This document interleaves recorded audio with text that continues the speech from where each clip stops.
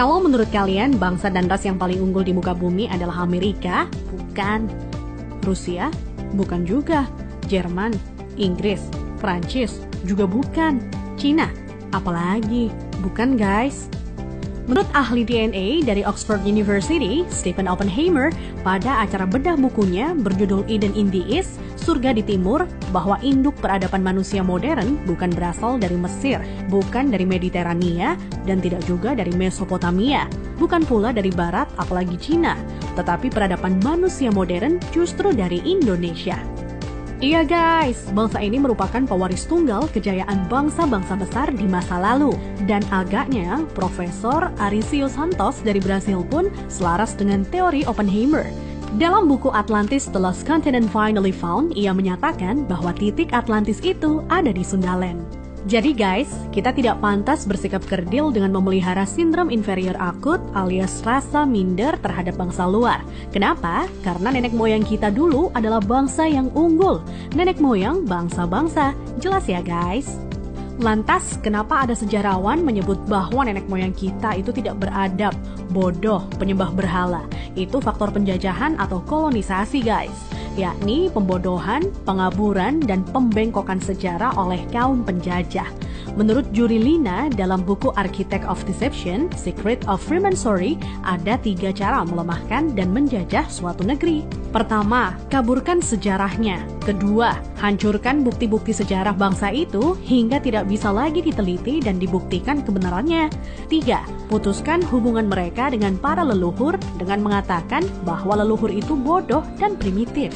Guys, sejarah Nusantara ini dibikin oleh kaum penjajah seolah-olah hanya dimulai dari era kemerdekaan atau paling jauh di era Raja-Raja Nusantara dulu versi penjajah. Tahu nggak sih guys, ribuan tahun lalu Nusantara terbagi dalam 3 era loh. Era pertama disebut era Wangsa Keling. Wangsa artinya bangsa, sedang Keling artinya kuat. Jadi Wangsa Keling maksudnya adalah bangsa yang kuat. Konon di era ini, leluhur kita berekspansi hingga Kamboja, Vietnam atau Indochina, Thailand, Burma, Sri Lanka, India, sampai ke Madagaskar. Raja yang terkenal bernama Shailendra. Tulisan yang dipakai adalah huruf Talawa, di mana modelnya menyerupai huruf Mesir kuno dan Israel. Pusat pemerintahan di sekitar Jogja sampai ke wilayah Dieng. Maka ketika Israel mengklaim masih keturunan Moria, maksudnya adalah Gunung Muria di Dieng guys. Dieng artinya penguasa, kemudian bergeser menjadi Dahnyang atau Dayang, artinya juga penguasa. Setelah Wangsa Keling menghilang, di Tenggarai munculnya situs Dieng maupun Candi Borobudur. Nah, habisnya era Wangsa Keling ditandai dengan bangunan Bako atau Baki, yang artinya kuburan atau berakhir, dan ditandai dengan berdirinya Candi Boko atau Bako. Era selanjutnya adalah era Medang Kamulyan. Medang artinya kemajuan dan Kamulyan artinya kemuliaan atau kejayaan.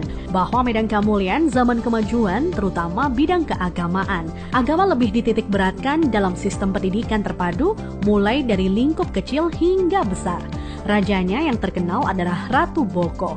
Di era itu merupakan cikal bakal munculnya huruf Sangsekerta yang dikenal oleh Aji Saka. Aji artinya sesuatu yang dihormati dan Saka artinya penyangga, jaga atau tiang. Nah, tiang jika bergeser ke Cina menjadi Tian atau Tuhan. Jadi guys, Aji Saka artinya sesuatu yang dihormati karena Tuhannya atau segala sesuatu yang mengacu pada Tuhan yang sangat dihormati. Kemudian huruf-huruf tadi akhirnya menjadi bahasa Sangsekerta. Jadi guys, Sangsekerta itu asli berasal dari bumi Nusantara atau Indonesia, bukan dari India. Kenapa? Di India tidak ada kata-kata sang. Jika berbasis kata sang, justru lebih dekat ke Cina. Contohnya Chiang Kai-shek, di mana Chiang oleh bangsa Cina dibaca sang. Jadi guys, sang itu berasal dari bahasa asli Indonesia tempo dulu, yakni bahasa Saka. Huruf yang dipakai di era Ratu Boko adalah Sangsekerta. Iya, kerta artinya 4, sedang sang asal kata wangsa atau bangsa. Jadi, Sangsekerta itu 4 bangsa yang meliputi antara lain, pertama, bangsa Qin yang meliputi bangsa Cina sendiri, Vietnam, Laos, dan Kamboja. Kedua, bangsa Thai meliputi Burma dan Thailand. Ketiga, bangsa Afrika, yakni Madagaskar, Sri Lanka, India, dan lain-lain hingga Mesir disebut sebagai bangsa Afrika. Keempat, Bani Jawa yang terdiri atas bangsa atau suku Jawa, Sumatera, Papua, sampai Kepulauan Polinesia dan Hawaii. Hingga kini, Sangsekerta kuat pengaruhnya di India dan Sri Lanka. Dari keempat bangsa tersebut, penguasa yang terkenal ialah Ratu Boko. Jika keempat unsur bangsa itu digabungkan, maka timbul istilah Nuswantara atau Nusantara. Nusa artinya pulau, antara artinya jarak, maka makna Nusantara adalah bangsa yang hidup di pulau-pulau yang tersebar dari Kepulauan Polinesia di ujung timur hingga wilayah Madagaskar atau Afrika.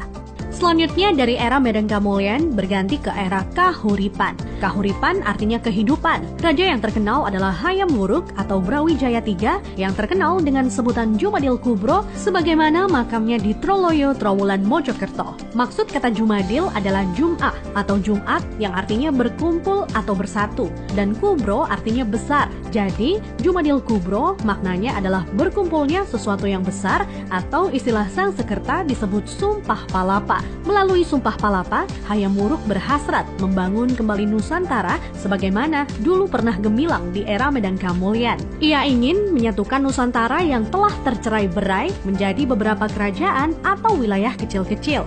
Dan patih yang melegenda adalah Gajah Mada. Nah, hal yang tidak tercatat atau dihilangkan oleh sejarah modern ialah guratan atau ukiran pada batu sumpah palapahnya Gajah Mada yang ternyata berlafadzkan La ilaha illallah, tiada Tuhan kecuali Allah. Itulah guys, catatan yang hilang dari sejarah leluhur kita yang menurut Arisio Santos. Leluhur kita merupakan nenek moyang bangsa-bangsa. Thanks to watching.